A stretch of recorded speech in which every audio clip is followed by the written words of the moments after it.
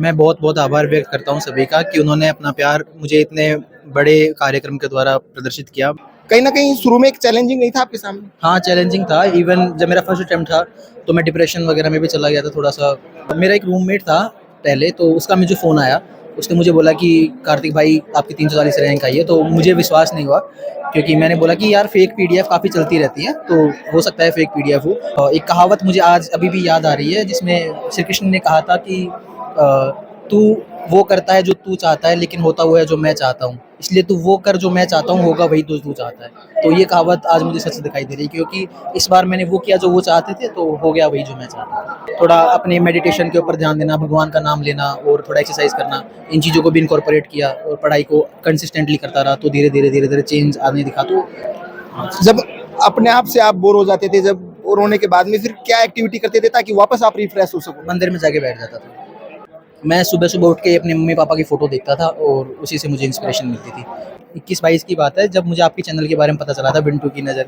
तो मैं आपके चैनल को कंसिस्टेंटली फ़ॉलो करता था और आपके चैनल पे कमेंट्स वगैरह भी करता था क्योंकि आपकी जो जर्नलिज़्म की एथिक्स थी और जो प्रोफ़ेशनलिज़्म था, उससे मुझे काफ़ी इंस्पिरेशन मिलता था और to the point information with facts, without any opinion, वो मुझे बहुत अच्छी लगती थी। तो मैं तो यही मैसेज देना चाहूँगा कि मेहनत करिए और अपने आप पे भरोसा रखिए। अपने आप पे भरोसा रखोगे तो आप अपनी हर कमियों को दूर कर पाओगे। शुक्रवार दोपहर यूपीएससी का रिजल्ट जारी हुआ था। उसमें नारायणपुर कस्बे का लाल कार्तिक सिंघल, जिनका 340वीं रैंक लेकर इन्होंने यूपीएससी फाइट की है। हमारे साथ कार्तिक सिंघल है जिनका यूपीएससी में चयन हुआ है। सबसे पहले तो आपको बहुत बहुत बधाई। बहुत बहुत धन्यवाद आपका।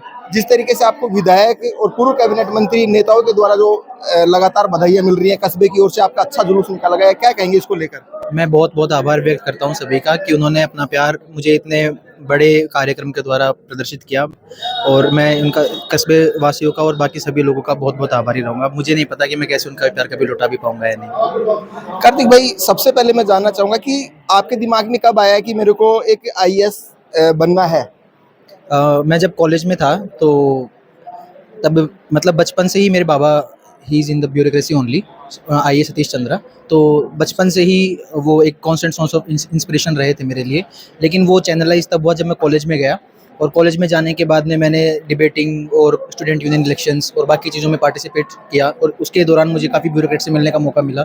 तो चैनलाइज हो गई मेरी नॉलेज उसके अंदर और मुझे पता चला कि इस ब्यूरोक्रेसी की कितनी एक कैपेबिलिटी है जिसके अकॉर्डिंगली चीज़ें वो ट्रांसफ़ॉर्म कर सकती है। तो उसी से मैं धीरे-धीरे इसकी तरफ रुझान में चला गया। फिर मैंने बाद में कॉलेज ख़त्म होने के तुरंत बाद में सिविल सर्विसेज़ की प्रिपरेशन स्टार्ट कर दी थी। तो आपकी जो प्रारंभिक शिक्षा है वो कहाँ से हुई, कहाँ कैसे किया आपने? मेरी प्रारंभिक शिक्षा एलकेजी से लेके और 12वीं क्लास तक नारायणपुर कस्बे की बाल भारती स्कूल से हुई है, हिंदी माध्यम में। और मेरी जो हायर एजुकेशन है, कॉलेज है, वो मैंने महाराजा कॉलेज जयपुर से हिंदी मीडियम ही कंप्लीट करी है, बीएससी किया है मैंने। और इसके बाद में मैंने अपनी सिविल सर्विसेज की जर्नी इंग्लिश मीडियम में कंप्लीट की है। तो स्टार्टिंग में मुझे इसका चैलेंज आया था कि मेरी स्कूलिंग और कॉलेज हिंदी मीडियम में होने के बाद जब मैंने इंग्लिश मीडियम में ट्रांजिशन किया तो स्टार्टिंग में मुझे कुछ चैलेंजेस आए थे। तो मेरा स्टार्टिंग में फर्स्ट अटैम्प्ट में प्रीलिम्स नहीं हुआ था। उसके बाद में मैं दिल्ली गया था प्रिपरेशन करने के लिए, तो फिर मैंने वहाँ पे लोगों से सीखा और उनसे सीखने के बाद में वहाँ के गुरुजनों का मेरे को गाइडेंस मिला। तो उसके बाद मैंने इंग्लिश मीडियम में ट्रांजिशन भी किया। कंटिन्यूअसली मैंने 3 बार प्रीलिम्स एग्ज़ाम पास किया, 2 बार से मेरा मेंस नहीं हुआ। इस बार श्री कृष्ण की कृपा से मेरा मेंस भी हुआ और इंटरव्यू भी हुआ और मुझे 340वीं रैंक प्राप्त हुई। कौन से प्रयास में आपने ये जो सफलता है वो हासिल की? ये मेरा चौथा प्रयास था। किस तरीके से आप संघर्ष आपको करना पड़ा है कि इस तरीके से पहुंचने में 340 जो रैंक आपने किया ऑल इंडिया? संघर्ष तो क्या है कि बस पढ़ाई की थी और तो बाकी परिवार का, दोस्तों का और रिश्तेदारों का और गांव के सभी लोगों का प्यार और वो खेड़ापति जी का आशीर्वाद, इन सभी से ही शक्ति मिलती थी। आपने जब आप बता रहे थे कि पहली से 12वीं तक आपकी जो एलकेजी से और 12th तक यहाँ है आपकी हुई थी शिक्षा, उसके बाद महाराजा कॉलेज में की, तो उसके बाद में आपने सोचा था कि मेरे को यूपीएससी क्लियर करना है। कहीं ना कहीं शुरू में एक चैलेंजिंग नहीं था आपके सामने? हाँ, चैलेंजिंग था। इवन जब मेरा फर्स्ट अटेम्प्ट था तो मैं डिप्रेशन वगैरह में भी चला गया था थोड़ा-सा, मतलब। और फिर मैंने सेल्फ डाउट वगैरह चीज़ें भी स्टार्टिंग में आती थी। फिर लेकिन मम्मी-पापा का सपोर्ट होता था, दोस्तों की एक कांस्टेंट सोर्स ऑफ मोटिवेशन रहता था कि तुम्हारे अंदर कैपेबिलिटी है, तुम कर सकते हो, बस मेहनत करो। तो उसके बाद राइट गाइडेंस मिली राइट टाइम पे, मैंने एफर्ट्स डाले, अपॉर्चुनिटीज़ को यूज़ किया टाइमली और जो जैसे-जैसे मुझे मौके मिलते रहे सीखने के लिए मैं सीखता रहा। तो उससे धीरे-धीरे मुझे समय लगा, 4 साल से ज़्यादा का मेरा समय रहा है इसके अंदर। लेकिन धीरे धीरे जब मुझे अपने अंदर बदलाव दिखते थे कि हाँ, मैं आगे बढ़ रहा हूँ, मैं कुछ सीख रहा हूँ, तो उसकी वजह से मेरे अंदर वो कांस्टेंट सोर्स ऑफ मोटिवेशन आता था कि हाँ, मैं कल से बेहतर हूँ आज। तो जब मैं डेली ये कोशिश करता था कि हाँ, आज मैं कल से बेहतर बन सकूँ, तो धीरे धीरे वो प्रोग्रेस होते होते आज मैं यहाँ पर पहुँच पाया हूँ। इससे पहले भी आपके सिंगल परिवार में ही थे सतीश जी, वो भी एक आईएएस थे। कहीं ना कहीं उसके बाद में शायद आप ही बने, तो कैसा लग रहा है आपको? बहुत अच्छा लग रहा है। उन्हीं की गाइडेंस के, मुझे इंटरव्यू के टाइम पे उनकी गाइडेंस पूरी तरीके से मिली। वो डेली मुझे गाइड करते थे, डेली मुझसे क्वेश्चंस पूछते थे, आंसर मुझे सजेशन करते थे कि तुम ये करो, वो करो। मेरा सूट भी उन्होंने सेलेक्ट करवाया था और हर चीज़ में कदम-कदम पर उन्होंने मेरा साथ दिया। इसी वजह से मेरा इंटरव्यू काफ़ी अच्छा गया और उसके आई थिंक अभी मार्क्स नहीं आए हैं, बट आई थिंक कि इंटरव्यू के मार्क्स ने मुझे काफ़ी सपोर्ट किया होगा। सबसे पहले जब रिजल्ट आया और सबसे पहले जब आपने देखा कि मेरा 340वां रैंक बना, तो किस तरीके से इंप्रेशन आपका रहा चेहरे पे? मेरा एक रूममेट था पहले, तो उसका मुझे फ़ोन आया। उसने मुझे बोला कि कार्तिक भाई, आपकी 340 रैंक आई है। तो मुझे विश्वास नहीं हुआ, क्योंकि मैंने बोला कि यार फेक पीडीएफ काफ़ी चलती रहती है, तो हो सकता है फेक पीडीएफ हो। तो मेरे दोस्त आयुष और सुमित मेरे साथ ही थे उस समय, तो इन दोनों ने ऑफिशियल वेबसाइट से डाउनलोड किया और फिर उसके अंदर देखा, तो थोड़ा सा बिलीव हुआ कि हाँ, रैंक आ गई है। बट उसको सिंक इन होने में टाइम लगा, क्योंकि वो अभी तक भी महसूस नहीं हो रहा है कि हाँ, क्या हुआ है। अभी तो मैं तो सेम ही महसूस कर रहा हूँ, जैसा रैंक आने से पहले महसूस कर रहा था, अभी भी नॉर्मली महसूस कर रहा हूँ। आपको क्या लग रहा था कि 340 ज्यादा बन गई या फिर कम बननी चाहिए थी? कैसा क्या रहा? पिछले प्रयासों के अंदर जब मुझे 2 बार मीन्स नहीं हुआ था, तो मेरे अंदर ये तो था, आ गया था अंदर कि there is a certain factor of uncontrollables. कुछ चीज़ें ऐसी हैं जो हमारे कंट्रोल से बाहर हैं। अगर हम कितना भी हार्ड वर्क कर लें, तो कुछ चीज़ें हो सकता है कि हमारे फेवर में ना हो, जिसे हम कई बार लक भी बोलते हैं कि हाँ, लक आपके फेवर में नहीं था। तो इस बार मैंने बिना एक्सपेक्टेशन के ही काम करने का सोचा था। मैंने यही सोचा था कि मैं भगवान के प्रति समर्पित करके और अपना काम करता रहूँगा, कुछ उनसे एक्सपेक्ट नहीं करूँगा। तो वो कहते हैं ना कि एक कहावत मुझे आज अभी भी याद आ रही है, जिसमें श्री कृष्ण ने कहा था कि तू वो करता है जो तू चाहता है, लेकिन होता वो है जो मैं चाहता हूँ। इसलिए तू वो कर जो मैं चाहता हूँ, होगा वही जो तू चाहता है। तो ये कहावत आज मुझे सच दिखाई दे रही है, क्योंकि इस बार मैंने वो किया जो वो चाहते थे, तो हो गया वही जो मैं चाहता था। कार्तिक भाई, मैं और जानना चाहूंगा कि जब आप आईएएस की तैयारी कर रहे थे, तो कौन सी कोचिंग से की और किस तरीके से तैयारी करते थे? कितने घंटे पढ़ते थे आप? कोचिंग तो मैंने दिल्ली के अंदर ही ली थी। तो मैथमेटिक्स के लिए आईएमएस कोचिंग ली थी और जीएस के लिए अलग अलग कोचिंग्स का सपोर्ट लिया था।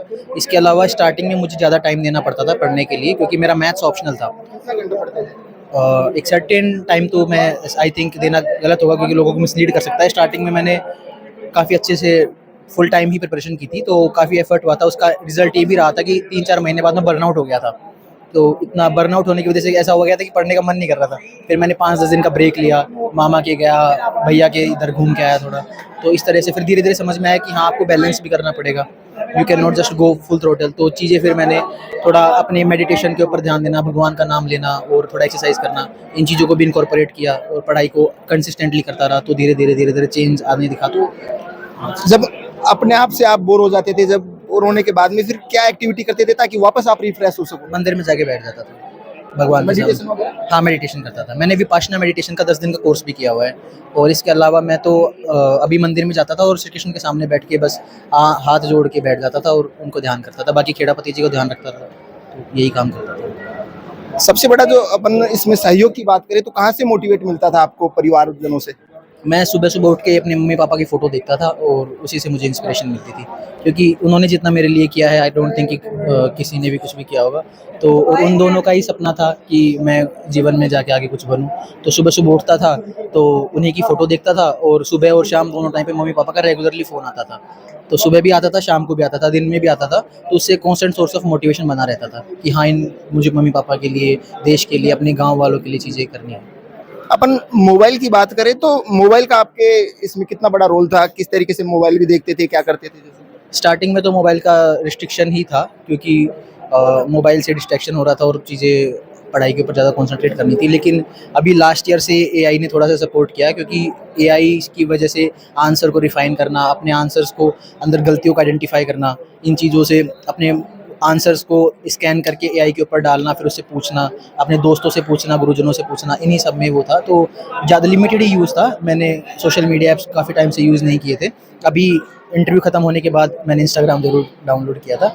इसके अलावा कोई ऐसे सोशल मीडिया और वगैरह कुछ नहीं था। आप जो यहाँ से दिल्ली गए जब तैयारी कर रहे थे तो एकदम से गांव से कट गए थे, लेकिन यहाँ की जानकारी जुटाना भी एक आपके लिए बहुत बड़ा चैलेंजिंग था कि कैसे यहाँ की जानकारी या यहाँ के लोगों से संपर्क कर पाते थे आप? देखिए बात ये थी कि मैं गया गांव से दूर था, लेकिन मेरा दिल गांव के अंदर ही रहता था। तो मुझे जब मैं आप 21-22 की बात है, जब मुझे आपके चैनल के बारे में पता चला था, बिंटू की नज़र, तो मैं आपके चैनल को कंसिस्टेंटली फॉलो करता था और आपके चैनल पे कमेंट्स वगैरह भी करता था, क्योंकि आपकी जो जर्नलिज्म की एथिक्स थी और जो प्रोफेशनलिज्म था, उससे मुझे काफ़ी इंस्पिरेशन मिलता था और to the point information with facts, without any opinion, वो मुझे बहुत अच्छी लगती थी। तो इसी से मैं कॉन्स्टेंटली टच में रहता था। बाकी दोस्त वगैरह थोड़ा बहुत बताते रहते थे कि गांव में क्या चल रहा है। जो युवा अभी यूपीएससी की तैयारी कर रहे हैं उनको अंतिम क्या मैसेज देना चाहेंगे अब लास्ट में? मैं तो यही मैसेज देना चाहूँगा कि मेहनत करिए और अपने आप पे भरोसा रखिए। अपने आप पे भरोसा रखोगे तो आप अपनी हर कमियों को दूर कर पाओगे। जिस इंसान का खुद पे भरोसा है, सभी लोगों का एक दिन ऐसा आता है, सभी लोगों का भरोसा उसके ऊपर बन जाता है। और स्टार्टिंग में मैं अपने आप पे भरोसा नहीं कर पा रहा था, तो मुझे प्रॉब्लम्स आई। फिर जब मैंने भरोसा करना शुरू किया तो मुझे चीज़ें सही अच्छी लगी। अगर किसी को प्रॉब्लम आती है अपने आप पे भरोसा करने के लिए, तो भगवान, मतलब हमारे हिंदू धर्म में बहुत अच्छी चीज़ है कि भगवान से हम अपने आप के ऊपर भरोसा दे सकते हैं। तो ये थे हमारे साथ यूपीएससी के जो अभी क्लियर किए उन्होंने 340वीं रैंक प्राप्त की है। अपने आप पर भरोसा रखें, सफलता अपने आप मिल जाएगी, ये है कार्तिक सिंघल का कहना। कैमरामैन मुरारी मीणा के साथ में बिंटू कुमार, देखते रहिए बिंटू की नज़र। Thank you.